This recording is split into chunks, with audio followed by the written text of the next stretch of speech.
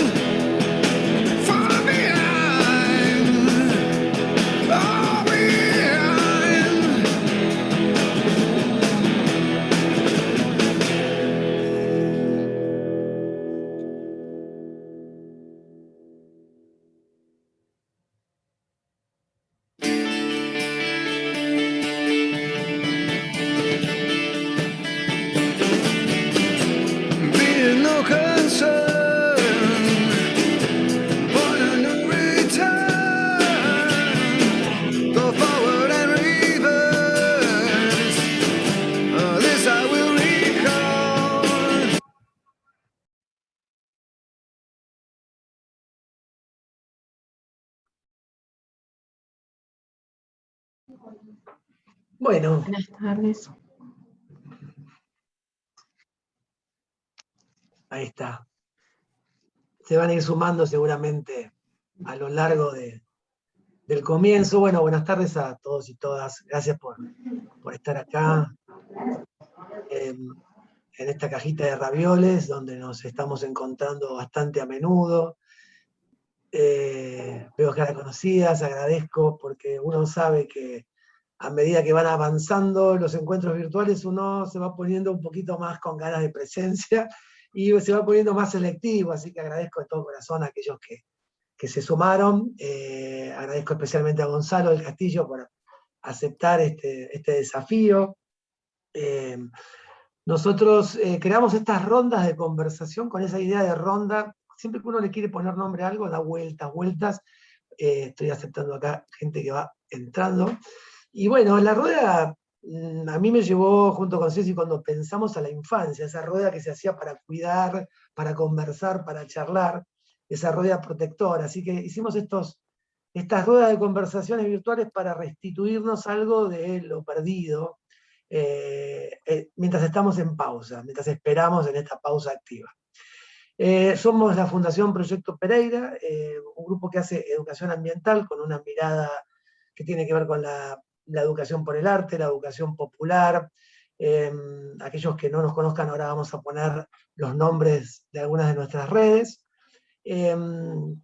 Tenemos una mirada del ambiente, bueno, que tiene que ver, que entendemos esta crisis ambiental como una crisis civilizatoria, así que aquí estamos juntos para conversar acerca de esto.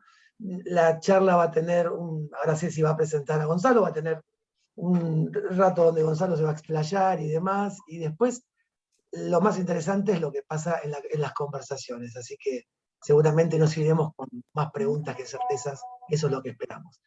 Así que buenas tardes, bienvenidos y bienvenidas. Gracias, Pablo. Bienvenidos de nuevo. Agradecemos en nombre de la Fundación a todos y especialmente a Gonzalo. Gonzalo hoy nos va a hablar, el título de su charla es hacia un modelo de desarrollo ecosistémico. Gonzalo es director ejecutivo del Club de Roma en Argentina y también del Centro de Sustentabilidad. Gracias, Gonzalo. Yo te dejo con la presentación y cualquier pregunta, tenemos un espacio al final para ir haciéndolas, pero también pueden escribirlas por el chat y nosotros al final se las podemos leer a Gonzalo. Lo que les vamos a pedir es que recuerden silenciar sus micrófonos, así no se generan interrupciones o ruidos molestos que puedan distraer al disertante. Gracias. Bueno, Ceci, Pablo y todos, muchísimas gracias por la invitación. Y la verdad, veo que hay algún micrófono activado. No sé si podemos silenciarlo porque se escucha como un retorno. Ahí sí. Estaban hablando de la vacuna de Moderna, como para meter el contexto en el que estamos todos sumergidos. Muy veloz. Voy a arrancar con un comentario general que veo que muchos somos conocidos y amigos. Y que eso habilita la posibilidad de que esto realmente sea un conservatorio, un conversatorio y no tanto una exposición. Así que y además porque viendo quiénes son los que están conectados, lo más probable es que todo lo que pueda decir, sobre todo en esta primera parte, hasta que vayamos a un momento más de diálogo, ya es harto sabido y conocido por todos, así que no quiero redundar en cosas que imagino, nada, ya deben haber escuchado en 50.000 millones de lugares distintos y no van a aportar mucho más valor que lo que ya entiendo ustedes manejan. Así que voy a tratar de pasar por alto esto y simplemente, como estaba pensada inicialmente la presentación, era como tres grandes partes. Una primera parte para meternos en el pantallazo general de lo que bien mencionaba Pablo, representa la crisis civilizatoria que estamos atravesando, con un montón de datos estadísticos y un montón de certezas científicas. Una segunda parte que revestía la forma, si es que llegamos, porque como les digo, probablemente no lleguemos ahí y nos vayamos directamente al diálogo, revestía la forma más de una especie de problematización conceptual, y una tercera parte para compartir algo que dé una luz de esperanza sobre proyectos que demuestren que la idea del desarrollo ecosistémico, la idea de la emulación de la naturaleza, la idea de revincularnos con la naturaleza para volver al sendero de crecimiento y desarrollo de la vida propia de este organismo mágico que es la naturaleza misma, es posible hacerlo en las sociedades humanas. Esa era la idea que inicialmente estaba en la cabeza para compartirles un poquito qué es lo de desarrollo ecosistémico, pero luego de ver que somos pocos y que esto seguro ustedes ya lo manejan, probablemente esto migre y finalice mucho antes y abramos el diálogo si están de acuerdo. Así que bueno, solo para igual mínimamente ir cumpliendo con lo que habíamos hablado inicialmente, reforzar muy por arriba lo que, insisto, creo ya todos sabemos muy bien, que es el escenario en el que estamos parados. A mí me gusta arrancar generalmente los espacios de diálogo, intercambio, remarcando algo que siempre me gusta decir son verdades de perogrullo a esta altura del siglo XXI, que es que la comunidad científica, los órganos que analizan las cuestiones ambientales, los órganos que están encargados de analizar estadísticamente cómo los diferentes impactos de las acciones antrópicas en diferentes partes del mundo están impactando en el sistema en su conjunto, es harto sabido y es por todos conocido hace al menos 50, 60, 70 años. Y esto como para validar una idea de base, que a veces uno dice, no hay suficiente información, obviamente no entre nosotros, pero en muchas ocasiones se menciona de que falta información para que se puedan tomar decisiones cabales y certeras. Y lo cierto es que si hacemos una mínima búsqueda en Google y nos metemos en los órganos científicos y académicos a nivel internacional que están analizando la cuestión del impactado estado planetario ambiental, nos vamos a dar cuenta que hay muchísima información. Como me presentó Ceci, yo soy del Club de Roma, y el Club de Roma publicó un librito que es el que está entre el informe GEO6 y el Laudato Si, que se llama Los límites del crecimiento, que lo traje aquí, y solamente para reforzar algo muy esencial, que es esto que les digo de el conocimiento acabado que tenemos hace muchísimo tiempo del escenario en el que estamos. En el año 72, el Club de Roma le encargó al Instituto Tecnológico de Massachusetts un informe que se llama justamente Los límites del crecimiento, en el que le pidió ni más ni menos que tratara de meter un montón de datos aplicando una metodología que se llama dinámica de sistemas, para a través de grandes computadores proyectar cómo podía llegar a ser el impacto de las sociedades humanas con los modelos de consumo, producción y crecimiento poblacional que tenía en los años 70 a mediados del siglo XXI. Y el informe de los límites del crecimiento llegó a otra verdad de perogrullo, que básicamente cualquiera que conozca alguna de las leyes mínimas de la biofísica se va a dar cuenta que son verdades obvias, que es imposible crecer en un planeta que tiene recursos limitados y que tiene límites biofísicos que son infranqueables. El Club de Roma dijo eso en el año 72, y a través del análisis de lo que se conoce como diferentes escenarios de business as usual, digamos como seguir haciendo todo como se lo venía haciendo, dijo, bueno, con esta dinámica de crecimiento poblacional, de consumo de recursos, de uso de tierra y demás, no vamos a poder superar mucho más allá el sistema, o sea, no se va a poder sostener a sí mismo mucho más allá de mediados del siglo XXI. Si se seguía con esa dinámica, el sistema iba a colapsar, se iba a empezar a consumir a sí mismo. Bueno, básicamente lo que el Club de Roma dijo en los años 70, que se lo consideró como un informe terriblemente agorero, que carecía de fe en la ciencia, que no tenía en cuenta las posibilidades del desarrollo tecnológico para paliar los impactos negativos de las acciones humanas y demás. Lo cierto es que ya a principios del siglo XXI, incluso antes de las proyecciones del Club de Roma, se empezó a corroborar como verdadero. De hecho, hace muy poquito salió un texto que básicamente refuerza esto, dice: el Club de Roma tenía razón, y lo que hizo fue tratar de actualizar los datos del Club de Roma y ver cómo estaban los escenarios actuales y ver si se condecían o no.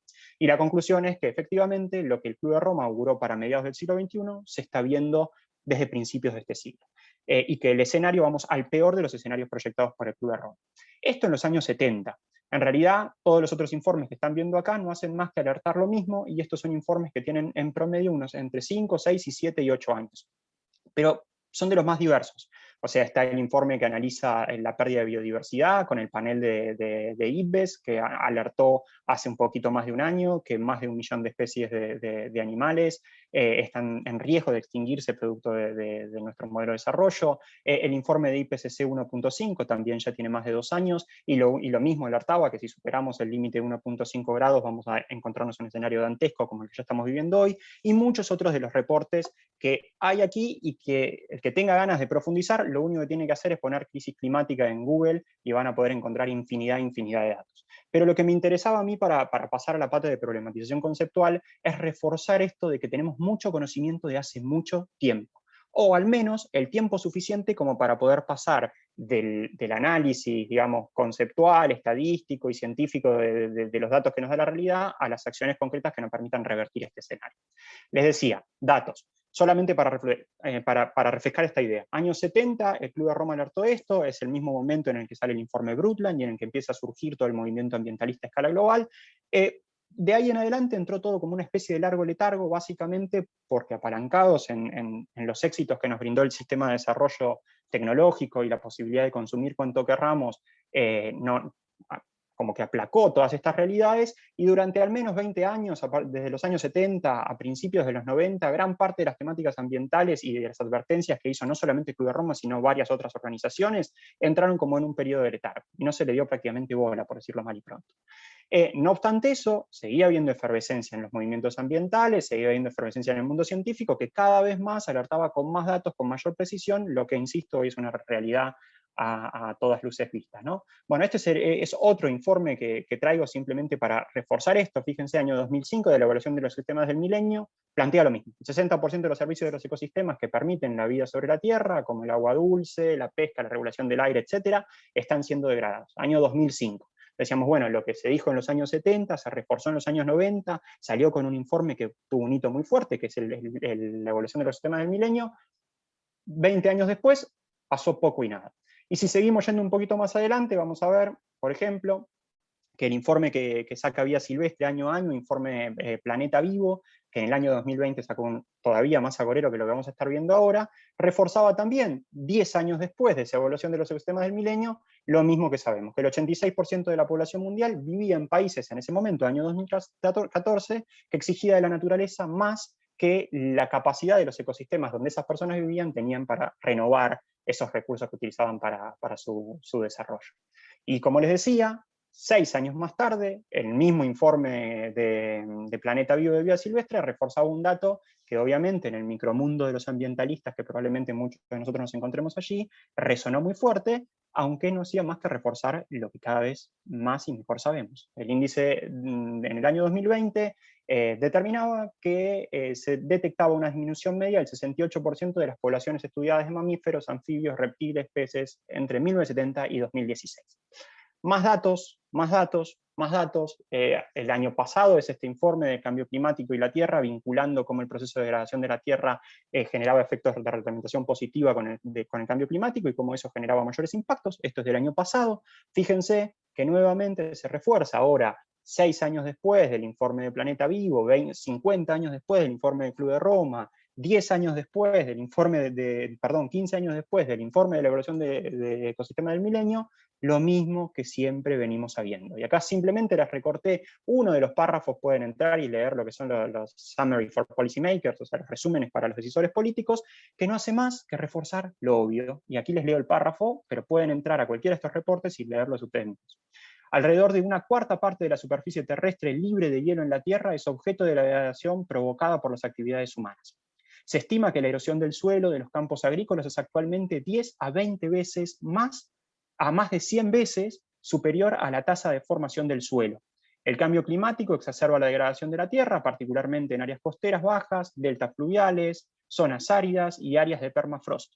Durante el periodo comprendido entre 1961 y 2013, la extensión anual de zonas áridas en sequía ha aumentado en promedio en algo más de 1% al año, con una gran variabilidad interanual. En 2015, alrededor de 500 millones de personas vivían en zonas que habían experimentado desertificación entre la década de 1980 y 2000. Aquí es más datos y más datos, digamos, esto es lo que se conoce como el proceso que se inicia en 1950, post Segunda Guerra Mundial, donde se vuelca, digamos, toda la tecnología disponible en la industria armamentística volcada a la actividad bélica, digamos, a la producción y el consumo. Empezamos a ver lo que se conoce como la gran aceleración. Un proceso en el cual vemos que muchos de los indicadores netamente asociados al desarrollo humano tuvieron crecimientos exponenciales, entre ellos, por ejemplo, el crecimiento de la población mundial, la inversión extranjera directa, el uso de energía primaria, También otros indicadores que no aparecen aquí, pero que sí están vinculados a los ODS, como por ejemplo la reducción de muertes de niños menores de 5 años, la cantidad de gente que sale de la pobreza extrema, un montón de indicadores que, apalancados con todo ese desarrollo tecnológico y ese crecimiento exponencial del consumo y de los mercados globales, permitieron dar cierta mejoría. Y cierta mejoría clara y contundente. Fíjense los indicadores que en gran parte han sido los indicadores que sirven y sirven todavía hoy para muchos, para validar que el modelo, a pesar de tener ciertas externalidades negativas, en sí mismo ha sido exitoso. Entonces aquí pueden ver un montón de tendencias, insisto, de 1950 en adelante, que ven el crecimiento exponencial en un montón de consumo de recursos y en un montón de cosas que a priori podrían ser vistas como cosas positivas, como por ejemplo el crecimiento mismo de la población mundial. Ahora, si se fijan al lado derecho de la pantalla, están lo que también se conocen como las tendencias en los sistemas de la Tierra. Es decir, como todos esos indicadores que a priori pueden ser vistos como positivos, tuvieron como contrapartida un montón de crecimiento en indicadores que tienen impacto directo sobre el funcionamiento de los ecosistemas terrestres. Y sobre, en última instancia, el funcionamiento de los sistemas que permiten, porque son, digamos, la parte de la economía real, diría George Scorrogen, digamos, son los indicadores o las bases físicas que permiten que los otros indicadores tengan éxitos relativos en el corto, mediano y largo plazo. Bueno, si se fijan en esos indicadores, básicamente crecieron a la par de lo que los indicadores positivos han crecido. Entonces, así como creció la población mundial, así como salieron millones y miles de millones de personas de la pobreza extrema, así como hemos aumentado el consumo de autos y cualquier otro tipo de indicador que a priori puede ser visto como positivo en términos económicos, tenemos la contracara de un incremento igual de dióxido de carbono, de un incremento igual de las emisiones de metano, de un incremento igual de la pérdida de bosques tropicales, de un incremento igual de la extracción de biomasa marina, y un montón de otros indicadores que vemos han crecido prácticamente en forma análoga y paralela.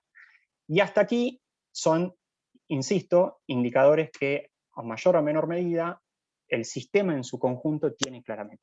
Y entonces aquí yo ya me quiero empezar como a adelantar un poquitito a problematizar la parte más netamente conceptual o quizá más de corte paradigmático de la crisis que enfrentamos, que como decía Pablo, tiene mucho que ver con una crisis civilizatoria, y a mí me gusta decir que es una crisis cosmológica, es una crisis filosófica y es una crisis conceptual, pero fundamentalmente es cosmológica y está anclada o fundada sobre la forma en la que la sociedad moderna y contemporánea entiende lo que es el éxito, entiende lo que es el desarrollo y mucho más, entiende incluso lo que es el ser en un sentido profundo, el ser en un sentido casi heideggeriano o casi, diría, visto como el ser de la Grecia clásica presocrática, y ya lo vamos a poder profundizar un poco más.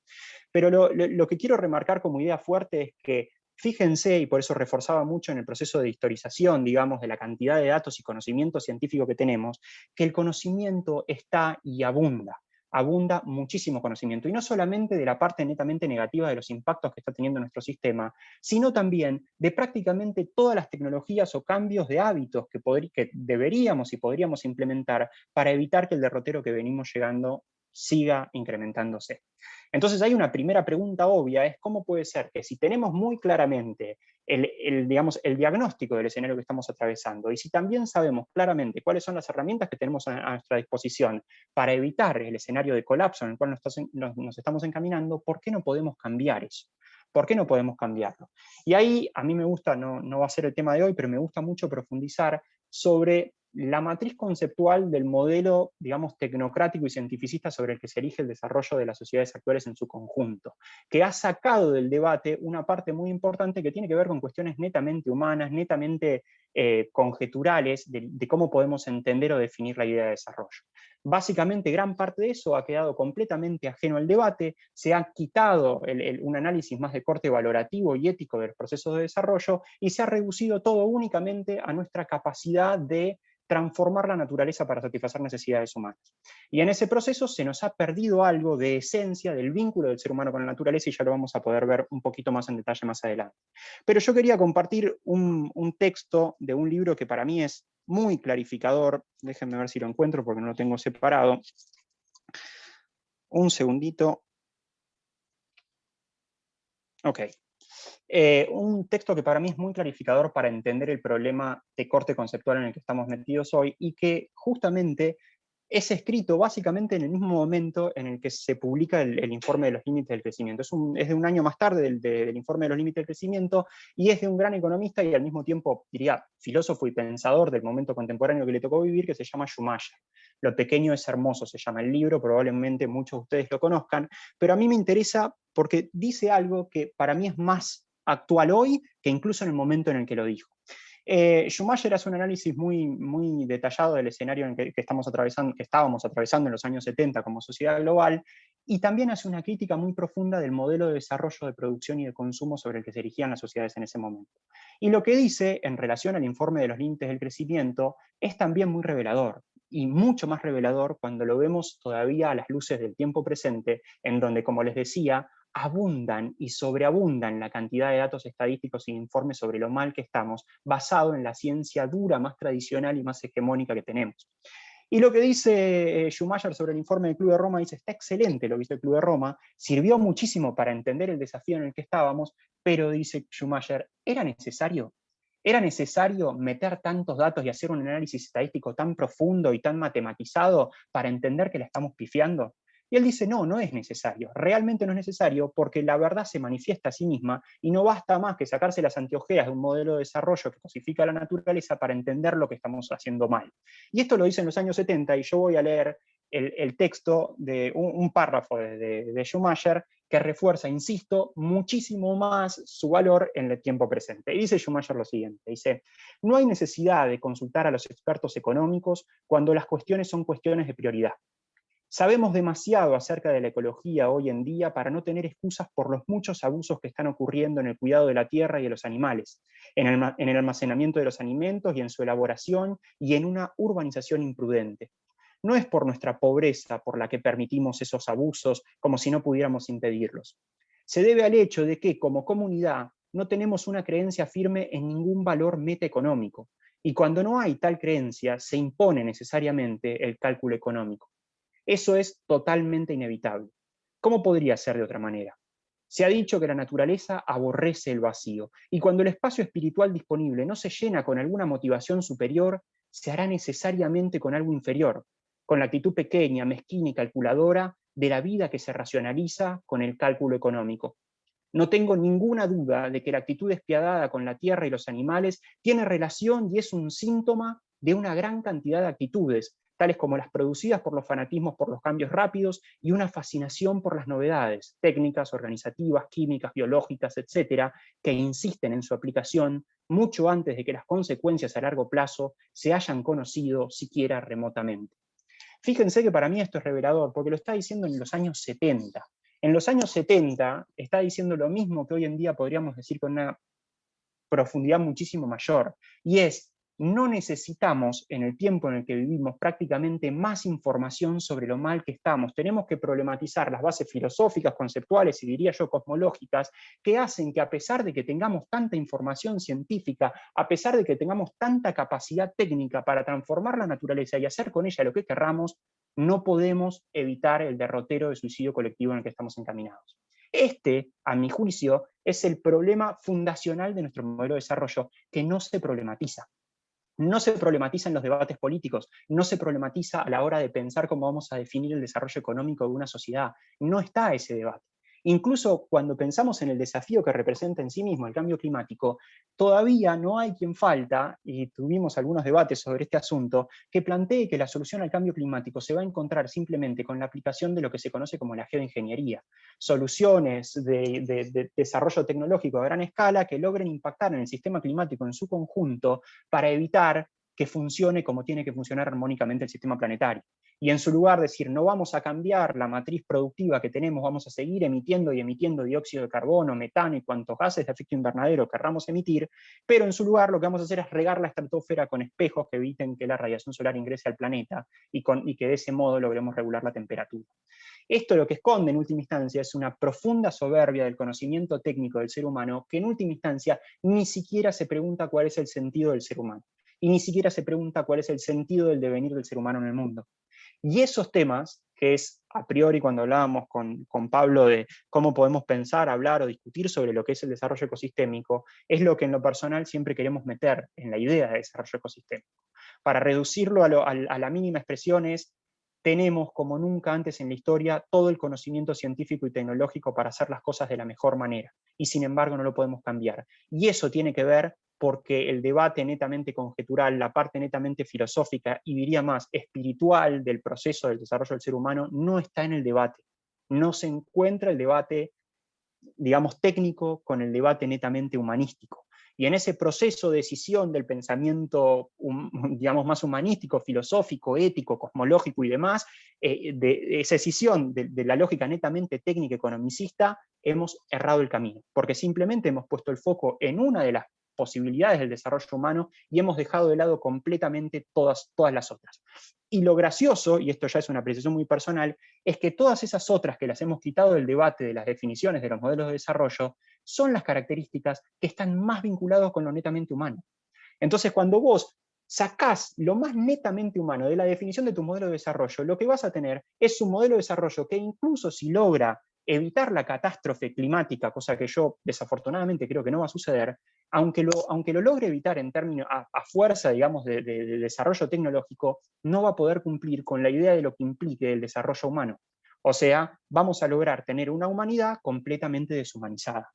Y ese, insisto, a mi juicio, es el debate de fondo que tenemos que dar, o al menos tratar de dar. ¿Y cuál es una de las dificultades más grandes de este proceso? Que en parte nuestra cosmovisión está demasiado encorsetada con algunas ideas que no las vamos a poder cambiar de la noche a la mañana, incluso aunque podamos problematizarlas de lo netamente conceptual, incluso aunque podamos ponerlas en palabras, como por ejemplo estamos tratando de hacerlo ahora. No lo vamos a poder solucionar porque tiene que ver con una cuestión prácticamente de conformación cosmológica de nuestras sociedades. O sea, nuestra sociedad ha definido algunos principios cosmológicos, muchos de ellos muy recientes, digamos, a mi juicio, no a mi juicio, sino a partir del análisis de diferentes autores, por ahí no mucho más allá en el tiempo del proceso que se inicia con la primera y segunda revolución industrial y por ahí un poquito antes con todo lo que es el proceso de la ilustración. Ahí se empieza a ver el germen de ese proceso de escisión, digamos, o separación, diría Sábato, del pensamiento lógico del pensamiento mágico, en el cual prácticamente el hombre ha dado todo a la razón y ha reducido todo su complejo entramado de posibilidades de desarrollo y devenir en el mundo al imperio de la razón. Y ahí hay una cuestión, insisto, netamente filosófica que tenemos que problematizar. Ahora, ¿cuál es uno de los problemas más grandes? Vamos a tratar de verlo más adelante porque si no me voy a adelantar a esto. Pero quiero reforzar con esto y voy a hacer un pequeño corte para, como les digo, empezar los intercambios y los diálogos. Tenemos el conocimiento científico.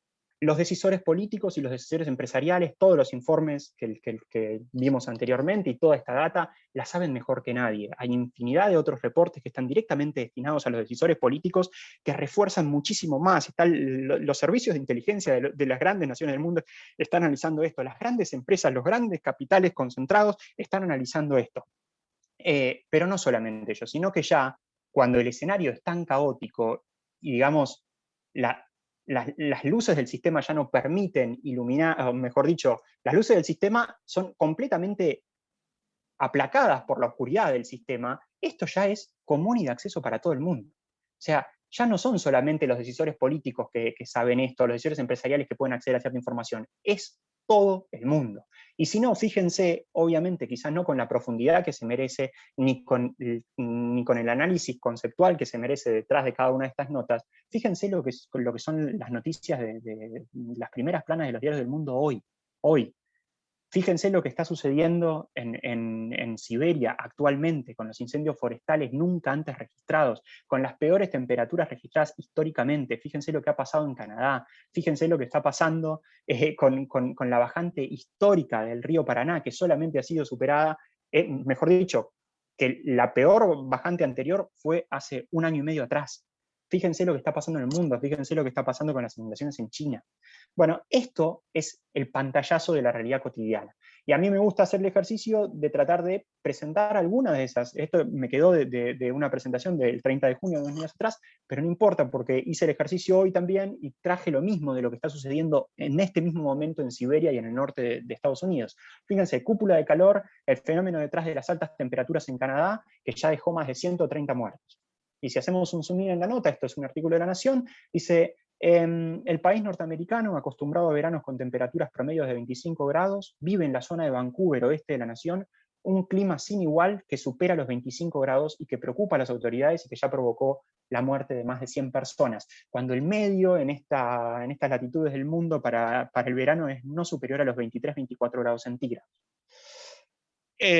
Lo mismo, como les decía, lo que está sucediendo hoy en el norte de California, en el norte de Estados Unidos, en California y en el norte de Rusia, con temperaturas que están superando los 45 grados centígrados, cuando la media no supera los 20-22 grados centígrados en esas latitudes en el verano. Y eso es lo que encadena, y ahí sí voy a frenarlo, y como para meternos en lo que es más la parte de, digamos, del despertar de la urgencia, que entiendo muchísimo más entre todos los que estamos hoy en día conectados, lo tenemos más que claro, pero que incluso se refuerza con esta misma idea que les decía antes, la cantidad de conocimiento y certezas científicas que tenemos sobre esto. Y que por ahí vuelvo sobre esta parte netamente conceptual, lo que nos deberíamos preguntar es si es necesario. O sea, si realmente lo que necesitamos para despertar del letargo en el que estamos, de la inacción que nos tiene sumidos, es más información, o quizás necesitamos problematizar otras cosas. Por supuesto, lo que no se mide no se conoce, cuando uno no tiene claro un proyecto difícilmente puede llegar a buen puerto, pero me animo a problematizar si a priori sería ese el problema de fondo que estamos atravesando.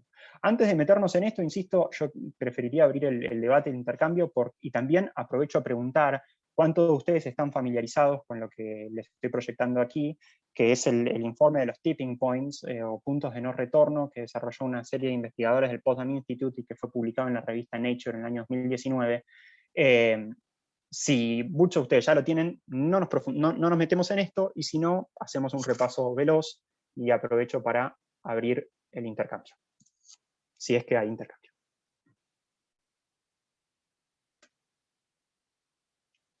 Puede que no haya. Voy a dejar de compartir para ver caras porque no estoy viendo caras. Ahí está, Eduardo. ¿Cómo estás, Eduardo? ¿Cómo estás, Gonzalo? Hola, Pablo. Hola a todos. No lo tenía esto de los tipping points, pero quiero ir al tema de fondo que planteabas. Coincido completamente con vos. Dudo que más información de todo esto genere una diferencia. O sea, ya con la que hay, si uno le presta atención, da para atacarse, tener ecofobia, climate anxiety, todo lo que quieras de camino. Digo, creo que el punto va por otro lugar. Y esta discusión, que no es nueva, sin embargo aún no es lo suficientemente amplia, que esta que vos proponés, y la venimos teniendo en grupos, incluso no sé si no lo habíamos hablado con Pablo en algún momento, no podemos seguir, me parece, digo, y lo pongo para discutirlo, no podemos seguir tratando de generar un cambio diciendo todas las cosas terribles que están pasando y que van a pasar, porque la gente ya no se lo banca más. Y lo que genera es un reflejo de huida, donde sí, prendo Netflix y por un rato me shampoo adentro de la cabeza. Me parece que hay algo para aprender ahí de otros enfoques, y me propongo tirar como uno para explorar, no porque va a ser la solución a algo que por lo menos para mí es relativamente novedoso, hace un par de años para acá, que se llama indagación apreciativa, y que tiene como base el hecho, no asume, hay investigaciones que dicen que los humanos podemos generar mucha más potencia y movimiento para ir a algo positivo que solo huir de algo negativo. O sea, el huir de algo negativo funciona cuando ese algo está cercano, es inmediato, es perceptible. ¿Ok? Si un león ruge atrás tuyo, vas a hacer el sprint de tu vida, ¿sí? Pero si alguien te dice, hay un 100% de probabilidad, o sea, es absolutamente seguro que si te quedas quieto acá, un león mañana te va a comer, pero vos no ves al león, y esto es mañana, mucha gente se queda en el lugar. Y funciona lo mismo para el futuro. Y acá nuestra naturaleza humana, fruto de la evolución en este planeta durante más de 100.000 años, juega, si quieren, en contra. ¿Sí? Lo pongo muy corto porque no quiero tomar micrófono, pero somos malos para evaluar cualquier cosa que no sea lineal. Somos muy buenos para evaluar algo lineal cuando los cambios no son lineales, como muchos de estos fenómenos, somos horriblemente malos. 9 de cada 10 personas se equivocan en su estimación.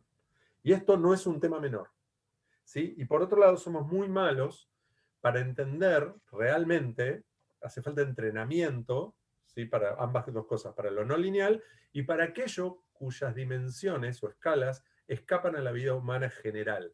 Los humanos nos movemos en una escala de tiempo que va entre los segundos hasta 1 año, 2 años. Después hace falta un esfuerzo y una escala espacial que tiene que ver con, si quieren, milímetros hasta unos pocos kilómetros.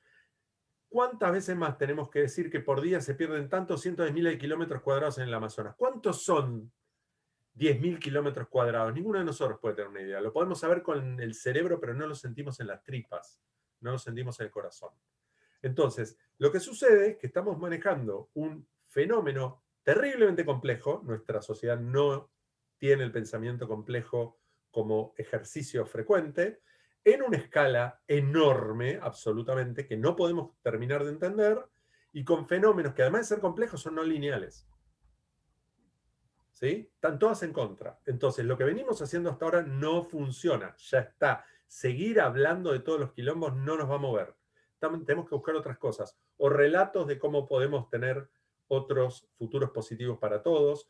Hablar de valores. Hay un montón de cosas. Hay un movimiento, y lo tiro casi como anecdótico, se llama Solar Punk, que es punk porque es revolucionario, pero que lo que propone es un futuro positivo, armónico con la naturaleza. Y es un fenómeno reciente. O sea, simplemente cierro. Coincido en que más info no es el punto, coincido en que seguir hablando de todos los problemas no es el punto, y que lo que tenemos que hacer es empezar a hacer caminar de alguna manera las soluciones que ya sabemos que están y podemos tomar, pero para eso tenemos que convencer a más gente. Esa es la parte que no me queda claro cómo hacer.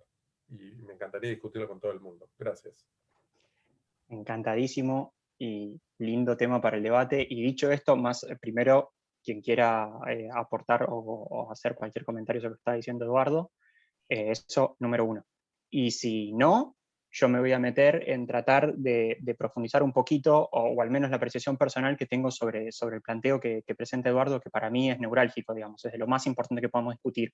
Y retomando también o montándome sobre lo que dice Eduardo, voy a pasar por alto lo de los tipping points. Porque es ni más ni menos que reforzar esta misma idea que decía Eduardo, de tratar de profundizar el pozo, digamos, de angustia existencial que tenemos, basado nuevamente en datos científicos, por supuesto. Así que eso lo voy a pasar por alto, solo reforzar la idea de que estamos muy próximos a pasar lo que se conoce como punto de no retorno, más allá de los cuales se va a empezar a encadenar un proceso de dominó, por decirlo lisa y llanamente, de forma muy sencilla, que puede presentar un nivel de incertidumbre tan grande que el aumento de la temperatura no va a ser ni 1.5, ni 2, ni 3 grados, sino que puede llegar a ser de 8, 9, 10 grados centígrados o lo que quieran. Puede ser que convirtamos este hermoso paraíso en un averno literal. Así que eso lo voy a pasar por alto y voy a meterme en lo otro que planteaba Eduardo, pero antes, si alguien quiere hacer cualquier comentario, adelante. ¿No? Activen ahí está, Mariela, sabía.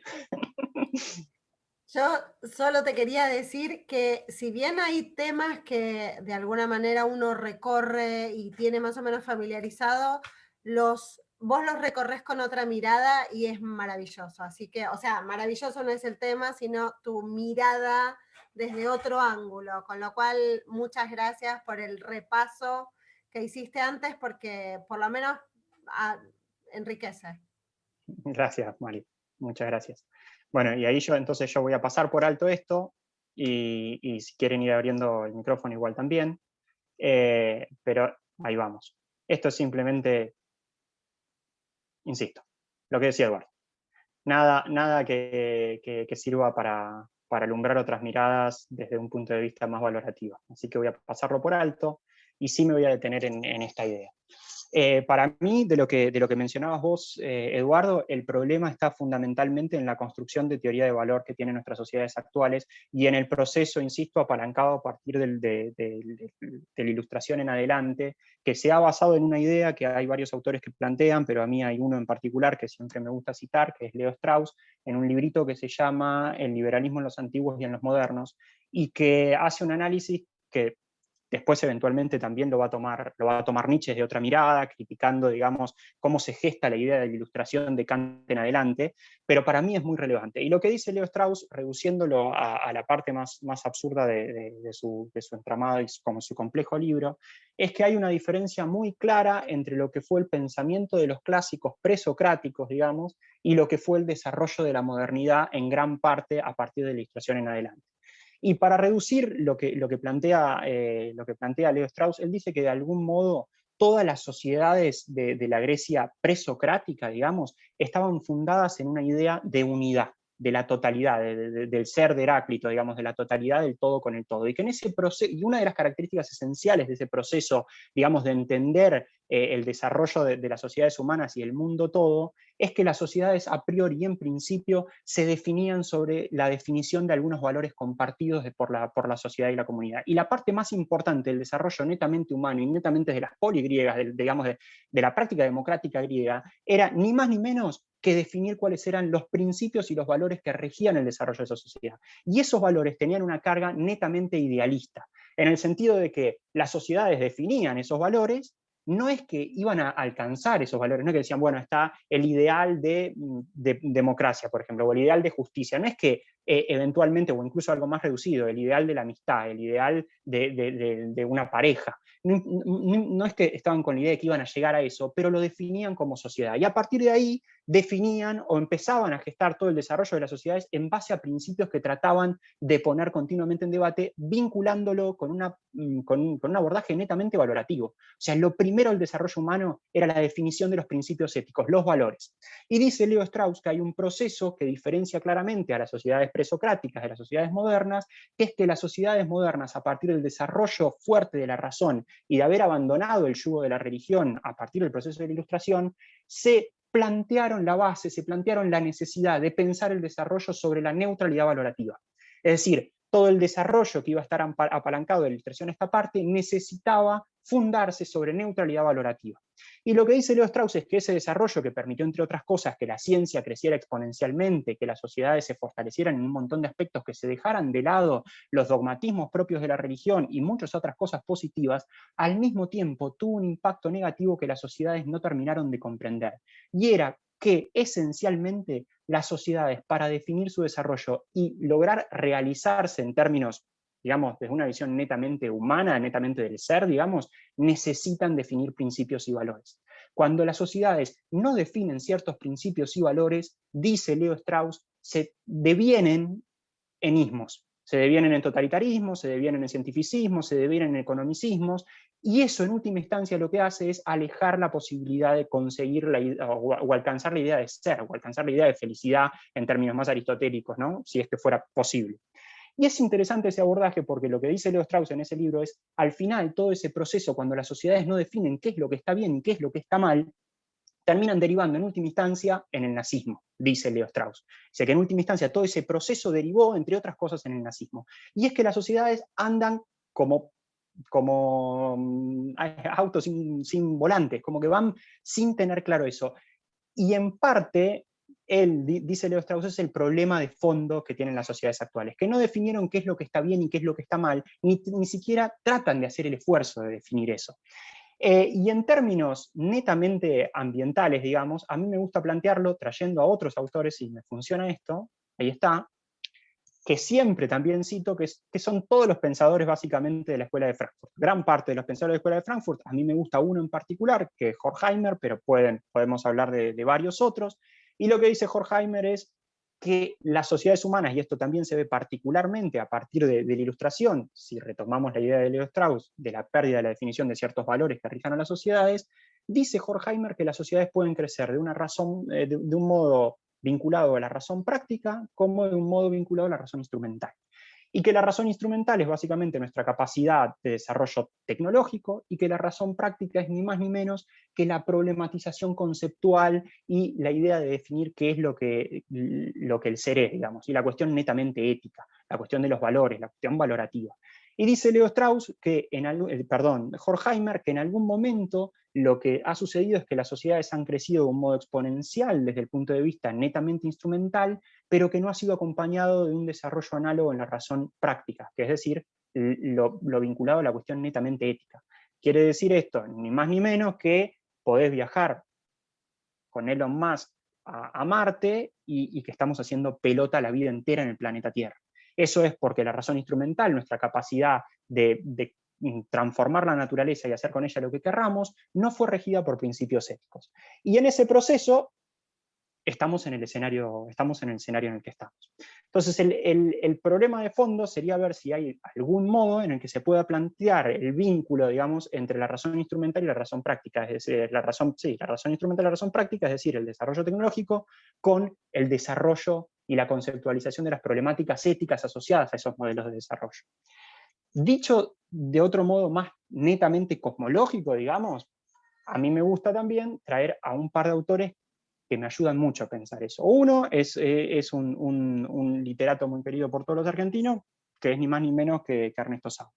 Y Ernesto Sábato dice en un librito que se llama Uno y el Universo, una idea muy sencilla, que dice que en algún momento también, probablemente a partir del proceso del crecimiento de la ilustración y de la racionalización de la vida toda, digamos, el ser humano ha optado por romper la unidad del cosmos. O sea, ha hecho un corte profundo en la unidad del cosmos, que sería la unidad que les decía a la mirada, digamos, de la Grecia presocrática o incluso de los pueblos originarios, y al hacer esa ruptura en la unidad del cosmos, tomó la decisión de escindir el pensamiento mágico del pensamiento lógico, y que solamente puso luz sobre el pensamiento lógico, y que en ese proceso lo que terminó haciendo fue cosificando a la naturaleza toda. Y en términos netamente conceptuales, el problema es que vos podés conceptualmente romper la unidad, pero en la realidad no la podés romper, porque la unidad impera sobre todo, si aceptáramos esa premisa. Entonces, cuando vos pretendés romper la unidad y pretendés reducir a la naturaleza simplemente a cosa, lo que no entendés es que como vos sos parte indisociable de esa unidad, te estás reduciendo a cosa a vos mismo. Entonces el ser humano, al cosificar a la naturaleza, termina cosificándose a sí mismo. Y en ese proceso de cosificación de la vida toda, termina llevándose puesta la vida toda en su conjunto, inclusive nosotros mismos. Entonces ahí hay un problema de fondo que si aceptáramos las premisas o las ideas que les compartía de alguno de estos autores, tiene que ver con que hemos tratado de sacar el debate netamente valorativo, el debate netamente conceptual y ético de los modelos de desarrollo, de los debates, digamos, de las definiciones propias de esos modelos de desarrollo. Y que si quisiéramos revertir eso, si quisiéramos de algún modo tratar de cambiar la teoría de valor, en parte tendríamos que tratar de ver si es posible cambiar los principios cosmológicos sobre los que se erigen nuestras sociedades. Y en parte eso implica también problematizar la forma en la que, digamos, la lógica cientificista del mundo impera sobre la realidad toda. Y eso es un tema conceptualmente muy, muy, muy profundo y muy difícil.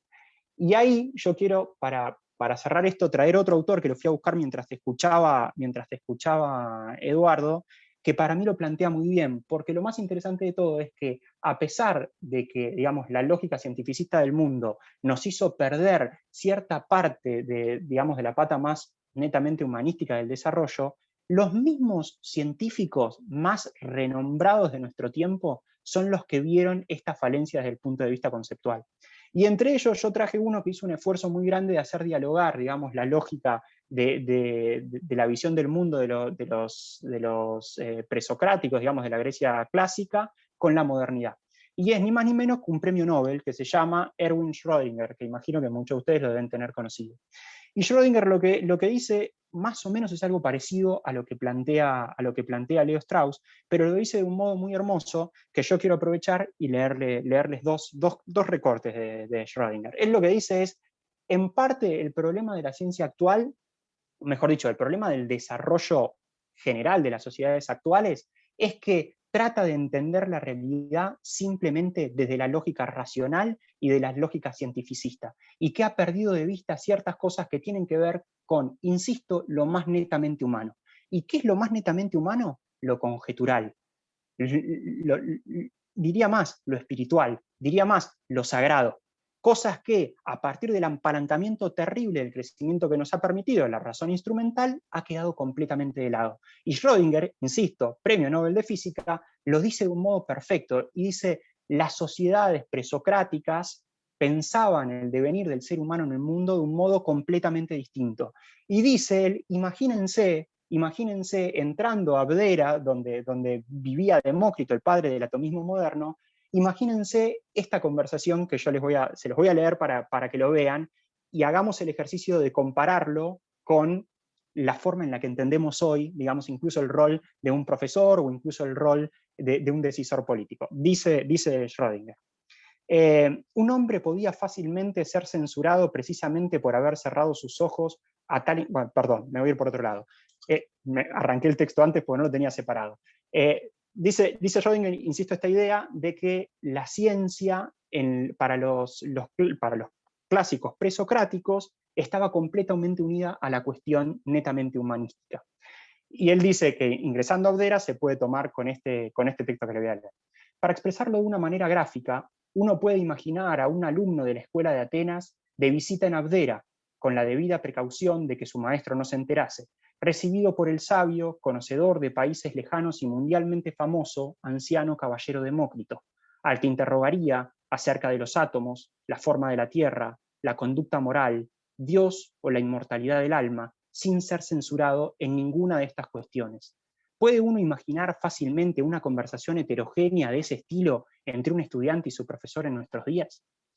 No lo leí del todo claro y por ahí no termino de cerrar la idea, pero lo que está diciendo Schrödinger es el mismo tipo que fundó la ciencia moderna y que fundó la idea del átomo, en un debate con sus discípulos, hablaba con igual nivel de profundidad y de importancia de las cuestiones netamente humanas, de la cuestión del desarrollo espiritual, de la cuestión del alma, de la cuestión del devenir del ser.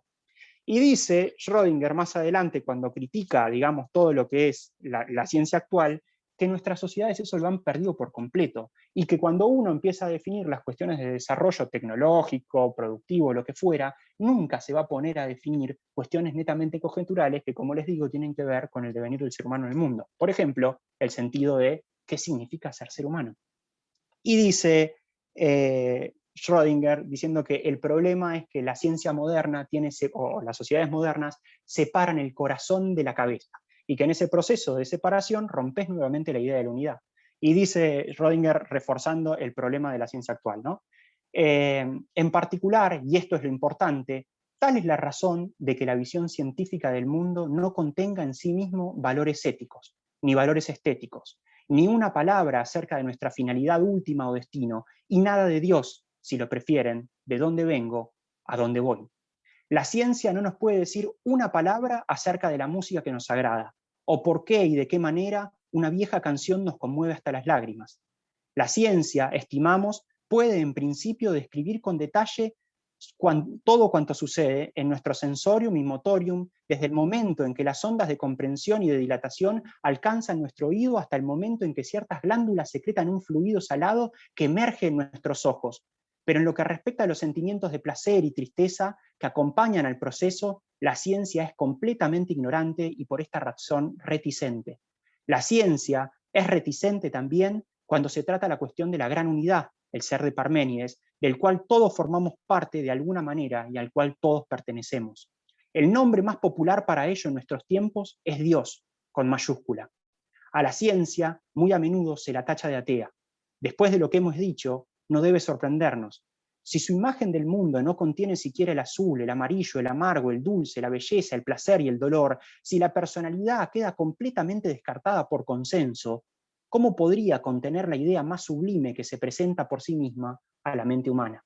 A mí me encanta Schrödinger porque, insisto, hace un esfuerzo tremendo para vincular lo que tiene que ver con lo netamente humano con lo que tiene que ver con lo netamente, digamos, instrumental de nuestras capacidades también humanas.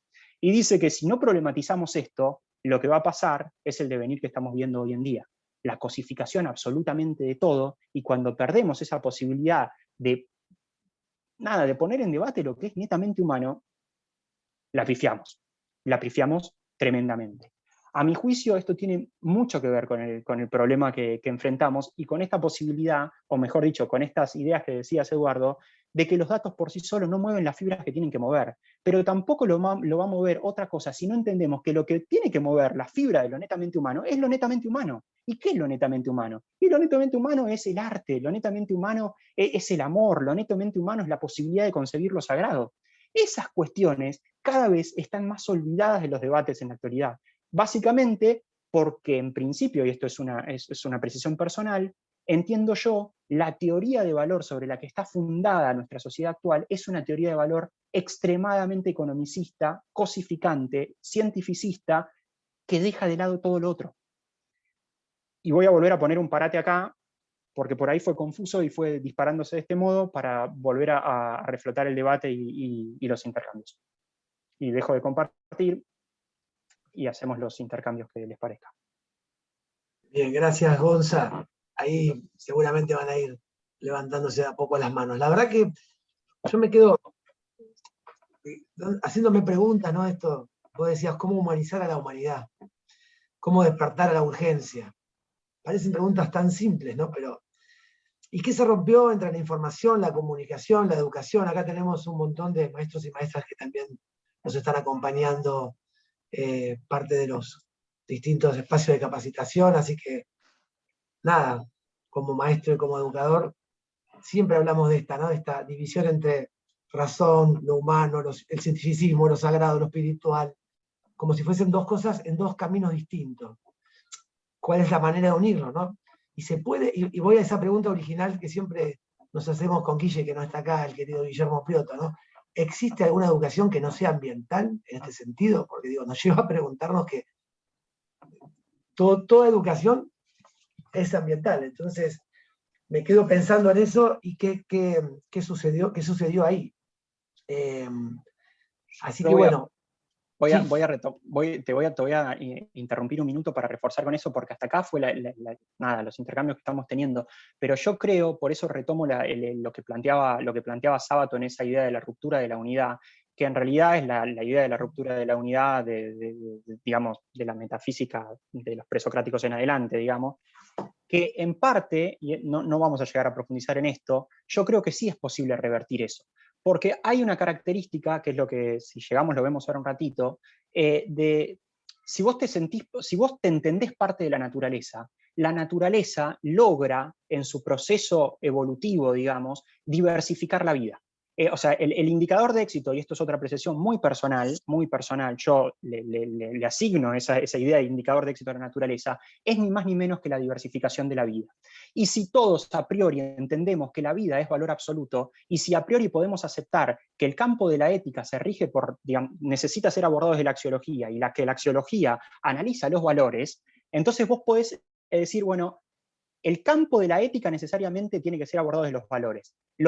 El valor que a priori podríamos aseverar todos es el valor por antonomasia, es ni más ni menos que la vida. La naturaleza ha logrado diversificar la vida en su proceso evolutivo. Entonces, por tanto, la naturaleza en su proceso evolutivo diversifica la vida y por tanto es ética en sí misma, porque diversifica lo que más vale, la vida. Entonces, fíjense que digamos, esa reducción racionalista del proceso de la naturaleza para justificar la ética nos permite entender que si nosotros fuéramos parte armónica con la naturaleza y tuviésemos por indicador de éxito el mismo indicador que tiene la naturaleza, podríamos ser éticos en nuestro comportamiento. Pero ¿qué pasa? Y déjenme compartirles esta idea, a ver si lo tengo por aquí, considerando que no vamos a llegar, como siempre, a verlo, de cómo funciona la naturaleza, pero sí quiero reforzar esta idea porque para mí es lo más importante. La naturaleza, el proceso evolutivo de la naturaleza es la diversificación de la vida, refuerzo. Si a priori aceptamos que la vida es el valor por antonomasia y el valor absoluto, entonces podríamos aseverar que la naturaleza logra funcionar de un modo ético. Ahora, si pensamos en cómo funcionan las sociedades humanas y el indicador de éxito de las sociedades humanas, sin hablar de la verdad de perogrullo de que el PBI no sirve para nada, digamos, pero fíjense en esto. Si pudiéramos poner como indicador de éxito el crecimiento de las poblaciones humanas y los beneficios que ha tenido ese crecimiento en términos de mejoras de la calidad de vida, de consumo y demás, y lo cotejáramos con la extinción de especies en los últimos 200 años, nos vamos a dar cuenta que nuestro proceso evolutivo como seres humanos ha sido directamente proporcional a la extinción de especies. Directamente proporcional a la extinción de especies. Entonces, vuelvo sobre esta idea fuerza.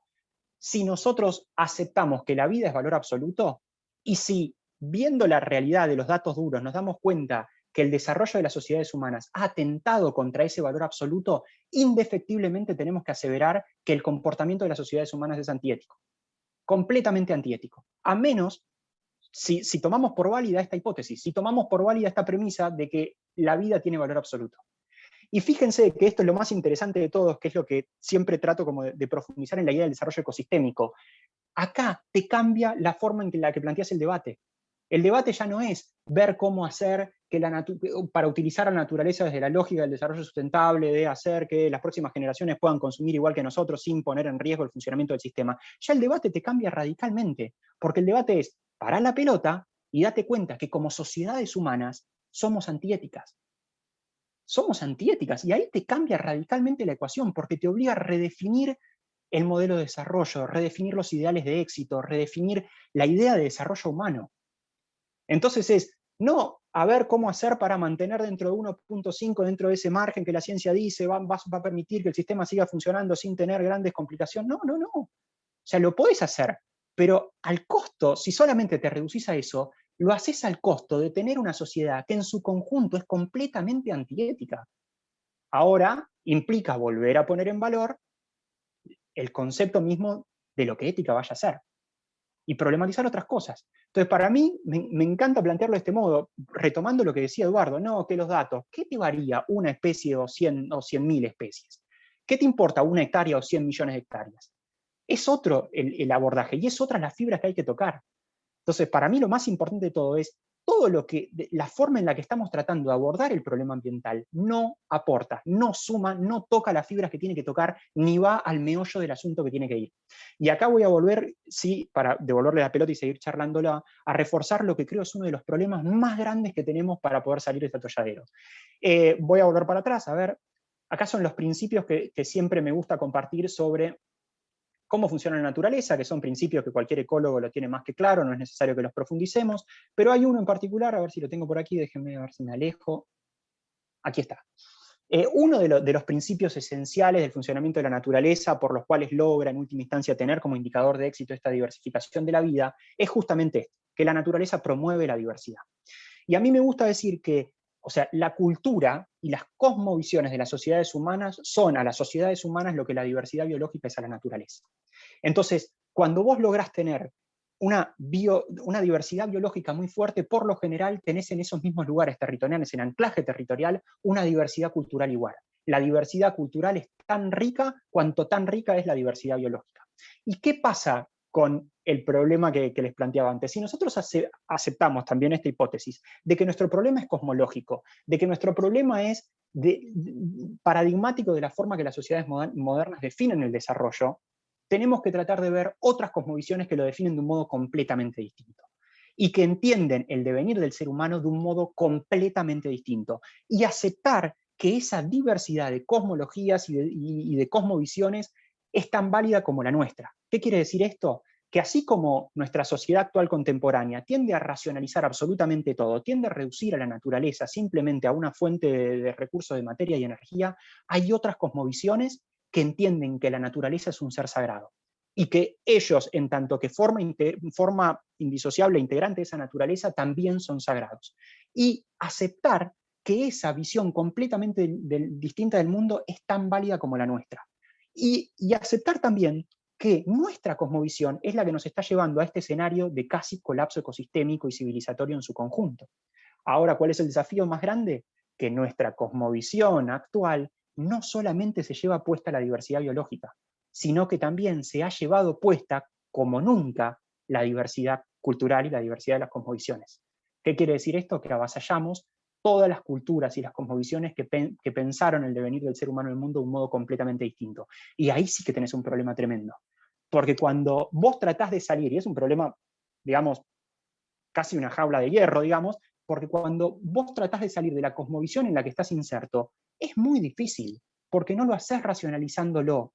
Yo no te puedo, por más de que yo te diga a vos, entendí a la naturaleza como un ser sagrado y que todos aquí estemos de acuerdo en que la naturaleza es un sagrado, no lo vamos a sentir, porque eso tiene que ver con procesos cosmológicos, con procesos muy profundos, pero si lográramos aceptar esa diversidad y entendiéramos que la diversidad es una de las condiciones que da resiliencia al sistema, por ahí podríamos evitar el colapso generalizado, digamos. Pero eso implica un diálogo de saberes realmente profundo, a la máxima expresión de Habermas, digamos, en donde aceptemos que lo que nos dicen los pueblos originarios, por poner pensamientos que hoy en día siguen sosteniendo esa idea, o digamos, el pensamiento metafísico del misticismo oriental, si no aceptamos que eso es tan válido como lo nuestro y que de algún modo nos puede ayudar a encontrar soluciones al atolladero en el que estamos, no vamos a poder salir de esto. Y esto quiere decir el riesgo de impregnar nuestra visión racionalista, cientificista y cosificante de la naturaleza en todas las formas de universo de vida y de cultura. Entonces, ahí estamos en una encerrona realmente complicada. Y vuelvo a cerrar con esto para volver al diálogo y los intercambios. Edu. Yo si alguien viene antes, mejor, digo, porque yo ya hablé, no quiero tomar, pero después hay un aporte de un librito cortito, pero muy interesante que hace un poco esto, pero primero, no sé, otra gente, después paso.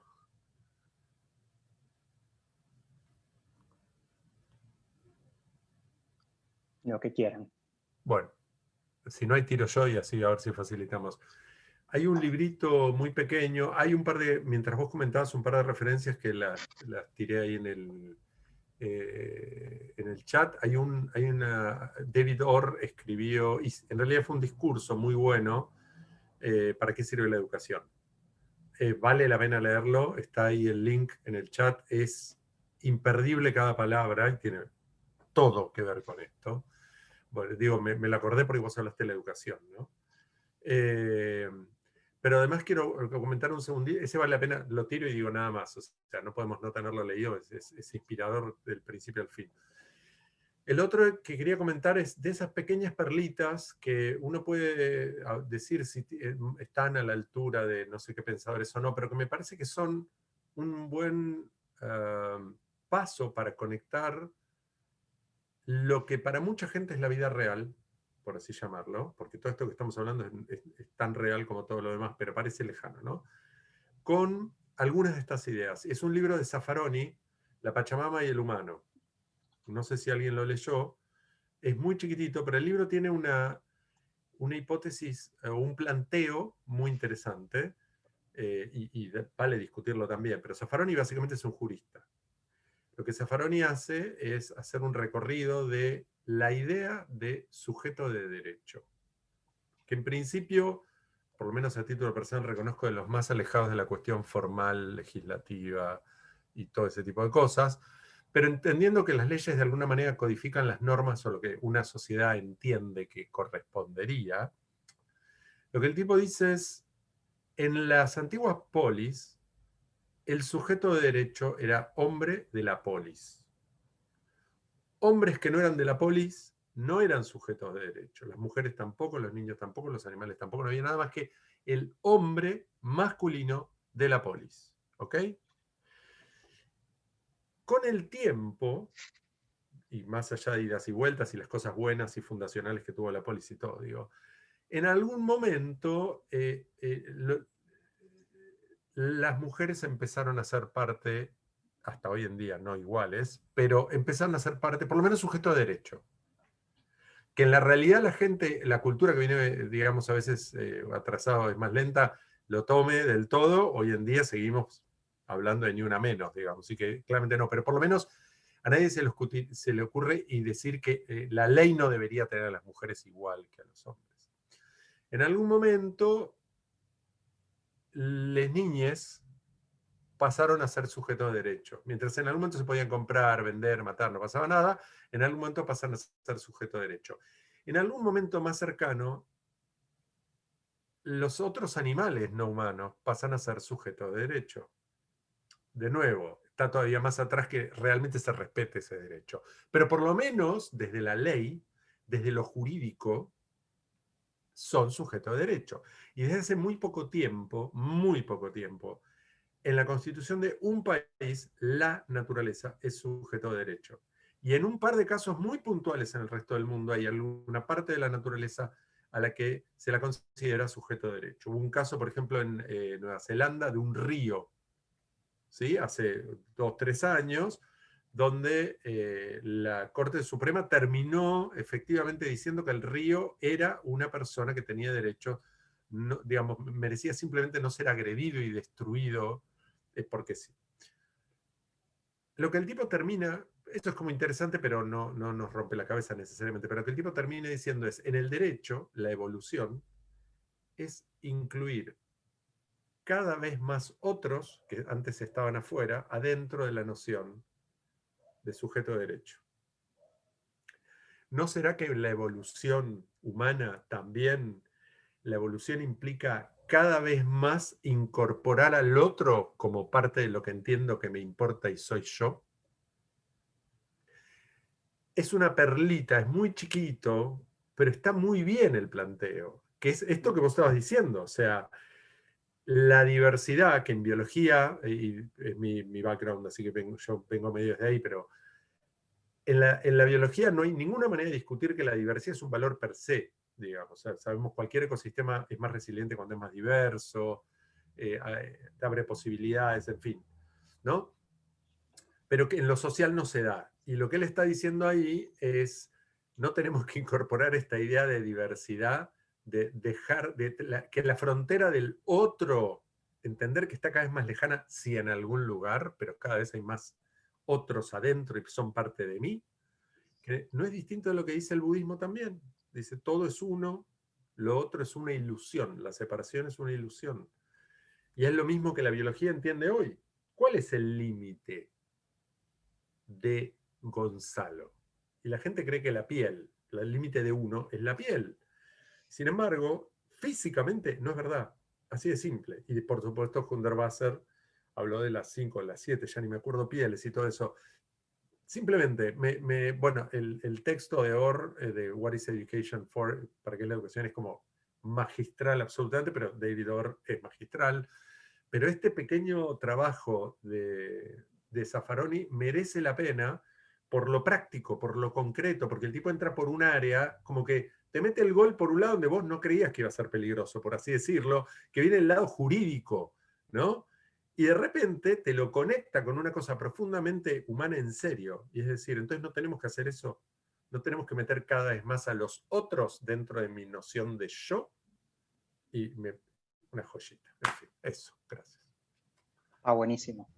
Está buenísimo y me hace pensar en esta, de la idea de la evolución que planteaba Edu, que hay varios, pero a mí me gusta uno en particular, que toma gran parte del pensamiento de Teilhard de Chardin, que es el que en parte desarrolla la idea de la noosfera y demás, y este filósofo se llama Skolimowski. Y él lo que plantea es que, de algún modo, volviendo a esta idea de lo que es más característico del ser humano, ¿no? Él dice, vos podés pensar la evolución de diferentes modos, pero vos podés también, hay muchos modos de pensarlo, y uno de esos modos es pensar que todo el proceso de evolución, y esto es lo que retoma de Teilhard de Chardin, dice, en realidad, Teilhard de Chardin lo dice de un modo algo parecido a esto, dice, vos podés pensar que toda la evolución ha confluido en última instancia en el ser humano y le ha dado al ser humano ciertas características que lo hacen único. No es que sea mejor o peor que otros seres, sino que el proceso evolutivo en el momento en el que estamos nosotros hoy ha confluido en nosotros y nos ha dado ciertas características. Una de esas características, dice, es la capacidad de percibir lo sagrado. Fíjense eso, que para mí es una joya, porque lo que está diciendo es, algo hizo en el proceso evolutivo que el ser humano pudiera percibir lo sagrado. Y fíjense que esa percepción de lo sagrado es distintiva de nosotros y de algún modo nosotros la hemos tapado. Porque al fin y al cabo es como que todo lo que tiene que ver, por eso vuelvo con esto, de que lo netamente humano también es lo netamente espiritual. Esa posibilidad de percibir lo sagrado te hace llegar a la idea esta que decía Eduardo de los místicos orientales, que a través de la meditación, en última instancia, llegaron a concebir lo mismo que llegó a concebir la ciencia más moderna de la física cuántica, que siempre lo cito, Fritjof Capra lo ha reducido muy bien en ese librito que se llama El Estado de la Física, que lo explica mejor que nadie. Pero fíjense eso, volviendo en esto en poner en valor las cosas que tienen que ver con características distintivas del ser humano. El ser humano es un ser que puede percibir lo sagrado, y vos podés entender a la evolución como un proceso que confluye en nosotros, entregándonos esa capacidad única.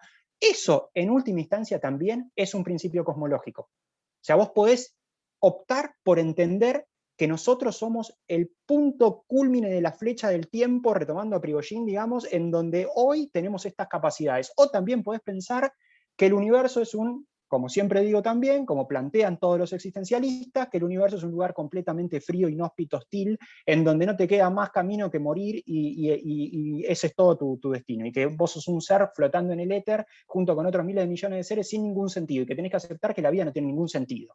Vos podés optar por una cosa u otra, o dicho más de nuestra lógica, vos podés optar que el desarrollo humano está vinculado con la posibilidad de percibir y dar sentido al mundo, o podés optar que el desarrollo humano está asociado a tu capacidad de consumir y hacer pelota cuanto tengas y cuanto poder puedas construir.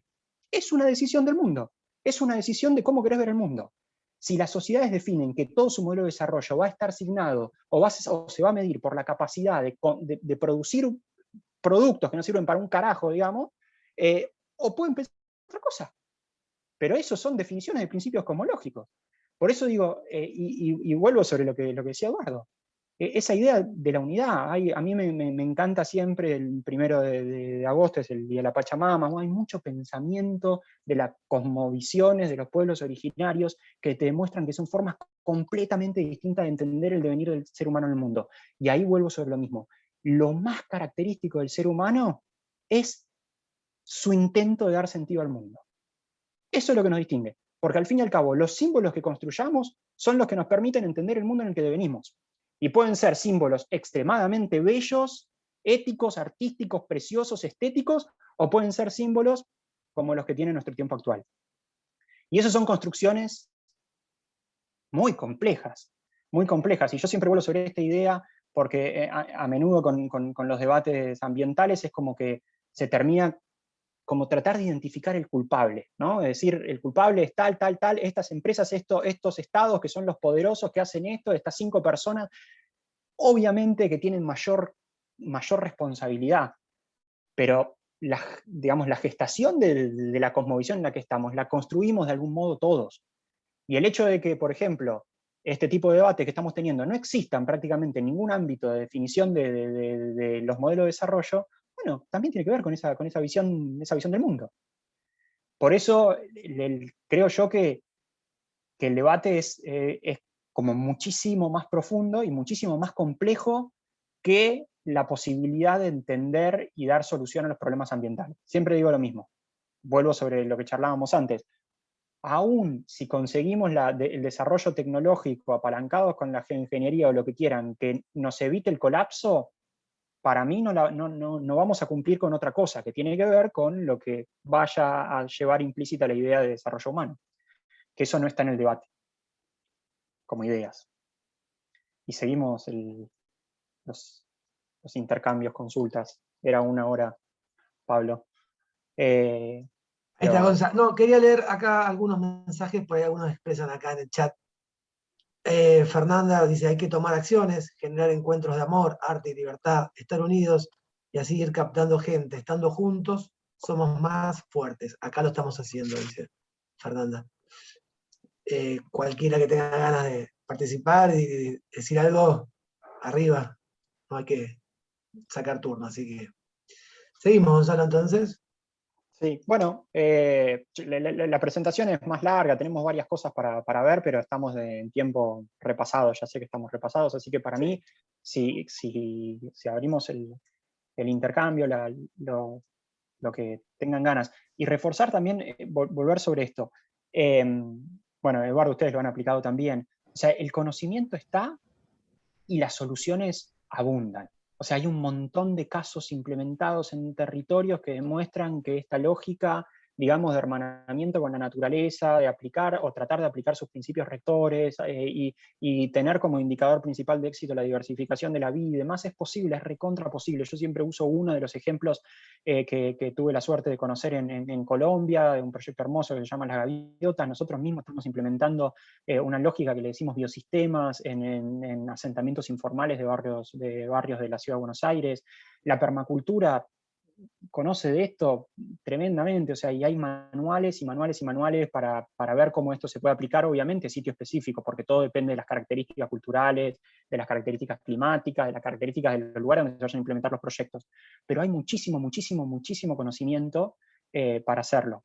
Y que está ahí a disposición. En otro momento podemos profundizar sobre eso y hablar de los ejemplos concretos que demuestran que esta lógica se puede aplicar, y que en ese proceso de aplicación, primero y principal, diversificás el verdadero valor, que es la vida. Y después los subproductos, que en última instancia también te va a entrar el valor económico, o sea, la plata, en el caso de que ese sea el móvil, el motivo inicial de que te moviliza la acción. Pero ahí vuelvo sobre esto. Para mí el tema de fondo es redefinir la teoría de valor, y redefinir la teoría de valor implica meterse de lleno en el corazón del modelo economicista actual. Y ahí los invito también en esto de profundizar en otros autores que lean todo lo que es economía ecológica, que lean los aportes que hizo Georges Corregen, que lean los aportes de Martínez Alier, de Boulding, de varios autores que ya lo plantearon también, y que cuando lo empezás a leer decís, yo no puedo creer que todo el sistema actual esté basado sobre una visión económica que infringe leyes básicas de la biofísica, que no entiende cómo funciona la termodinámica, y que lo plantea de un modo tal que toda nuestra sociedad está planteada sobre esas ideas, que son ideas que incluso si lo pensaras desde la cosmovisión netamente racionalista, y que te das cuenta que tiene falencias de base. O que no entiende, le insisto, no entiende los principios básicos de la biofísica. Y ahí tienen para hacer un flan con todo lo que hay para leer y profundizar. Pero si quieren, intercambios lo que quieran. Gonzalo, buenas tardes. Te habla Vanira. O sea, acá yo justamente no puedo abrir la cámara para que me puedas ver. Bueno, gracias Cecilia por convocarnos acá. Y bueno, te estoy hablando de Corrientes, así que por ahí capaz que la voz, la tonada, por ahí te resulte un poco medio. En realidad nosotros acá, como en esta parte, digamos, hace bastante tiempo que venimos trabajando muchísimo sobre el tema de la ecología. Cuando empezaron con este tema de la deforestación, digamos. O sea que hace bastante tiempo que venimos planteándonos todo por un lapso bastante largo de tiempo, como batallando, digamos, de alguna forma. Entonces por ahí cuando vos decías en una parte, porque yo fui rescatando todo y de a poquito, no los anoto, pero los anoto mentalmente, a cada uno de los puntos que me gustó muchísimo, y bueno, en esto tengo que decirte muchísimas felicitaciones por estas reflexiones, y volverme otra vez como un poquito a la universidad, porque la verdad que me fui a la filosofía, digamos, un poco la verdad que una clase filosófica espectacular, y bueno, como soy también profesora de yoga, además de psicóloga, pero ahí es como que yo me sentí un poco identificada con todo esto que vos estás diciendo con respecto a volver, y me parece un poco volver a nuestros orígenes, ¿no? Cuando estamos hablando de esto de la metafísica, volver a los aborígenes y volver a todo esto a nuestras cosas, nuestras cosas ancestrales, si puede ser llamado así de alguna forma, ¿no? Volver al origen, volver a nuestras raíces, volver a rescatarnos como seres humanos.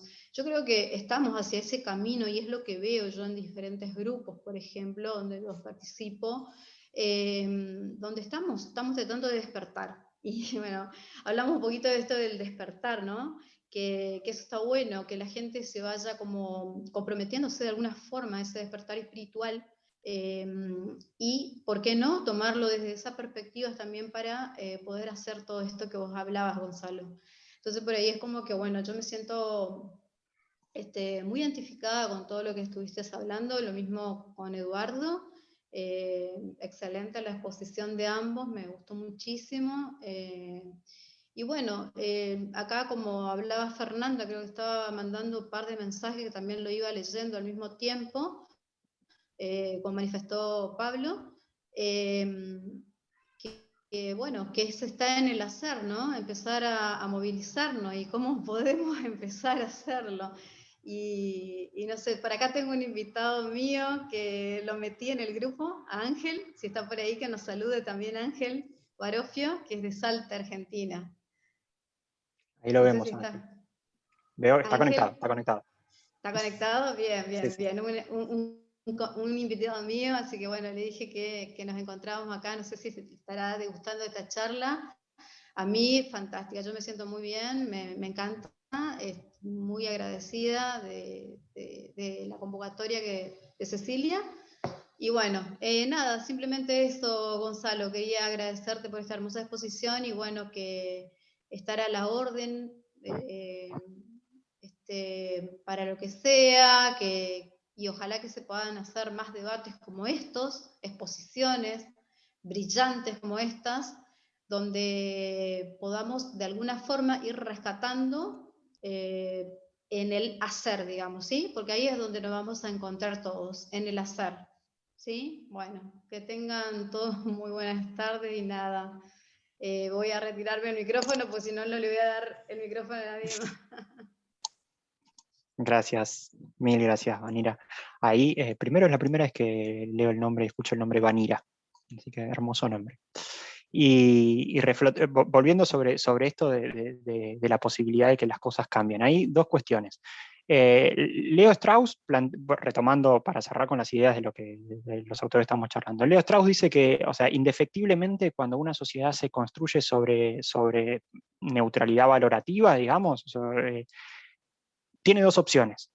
O bien termina consumiéndose a sí misma, o bien el proceso mismo de consumición a sí misma, que es lo que estaríamos viviendo nosotros, hace despertar nueva teoría de valor que permite construir una realidad completamente distinta. Yo soy de la idea de que eso es lo que está sucediendo. Y ahí retomo a otro autor que también siempre me gusta mucho cómo dialoga con esta idea de Leo Strauss, que es un filósofo italiano que se llama Giorgio Agamben, que tiene dos ideas lindas que a mí me gustan. Que una de las ideas es que él dice qué es lo que distingue, lo que caracteriza a los seres contemporáneos del tiempo en el que viven. Y dice Agamben que la contemporaneidad no está dada por el hecho de que estés compartiendo un momento histórico con otros seres, sino que está dada por tu capacidad de ver no las luces, sino las sombras del tiempo presente. Dice Agamben. ¿Qué quiere decir esto? Que cuando vos realmente lográs ver la parte más oscura del momento en el que estás conviviendo, te convertís contemporáneo de ese tiempo. Y cuando te convertís contemporáneo de ese tiempo, a partir de la capacidad de ver la oscuridad, podés generar los cambios que se requieren. Y dice también Giorgio Agamben en otro texto, dice que quizá esa idea sea cierta de que cuando la casa está en llamas, cuando está prendida a fuego, uno puede ver como nunca antes los problemas estructurales que sostenían esa casa. Básicamente porque se cae el empapelado, digamos, y empezás a ver la estructura. Y cuando ves la estructura te das cuenta cuáles son las falencias de esa casa.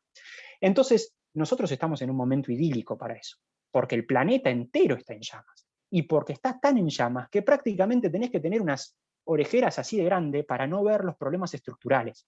Y que ese incendio tremendo, que es un incendio físico y al mismo tiempo es un incendio conceptual, es un incendio cosmológico, porque nuestra cosmología está prendida a fuego, uno puede ver como nunca antes los problemas estructurales y por tanto empieza a haber un despertar de grandes masas de personas contemporáneas del tiempo presente. Yo a esa idea me encanta, porque, a ver, hay un montón de hitos que vos empezás a ver.